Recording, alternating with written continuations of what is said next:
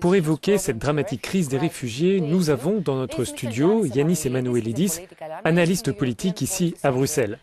Tout d'abord, je voudrais vous poser une question sur ces images que tout le monde a vues, l'attaque de policiers contre des migrants le long de la frontière entre la Hongrie et la Serbie.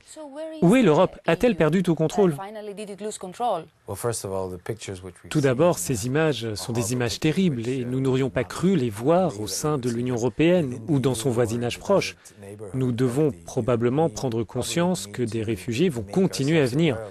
Quelles que soient les barrières que vous construisez, quelle que soit leur hauteur, ces personnes sont désespérées. Elles quittent leur pays parce qu'elles cherchent un meilleur avenir pour elles-mêmes et pour leurs enfants. Cela signifie que cela ne va pas s'arrêter.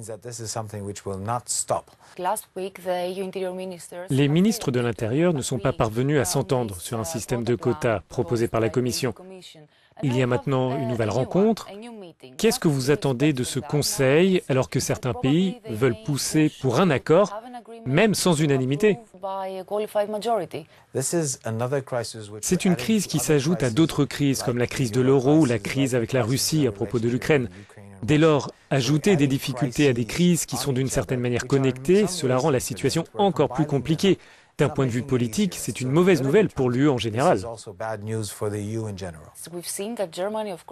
L'Allemagne accueille un grand nombre de réfugiés. Elle devrait d'ailleurs accueillir près d'1 million de personnes d'ici la fin de l'année. Mais Berlin a tout de même fermé ses frontières. La chancelière Angela Merkel a pris la décision d'ouvrir ses frontières, mais dans le même temps, elle subit des pressions internes. La CDU, la formation d'Angela Merkel, subit des pressions de son parti frère à partir de Munich. En même temps, en fermant les frontières, au moins temporairement, la chancelière pousse les autres États membres à faire un effort pour parvenir à un compromis au niveau européen. Il y a donc de nombreuses raisons qui expliquent ces choix. Oui, mais la fermeture des frontières a créé de nombreuses tensions entre les États membres. Il y a une escalade des tensions. Tout à fait, mais parfois, au niveau européen, il faut ce type d'escalade avant de parvenir à un compromis.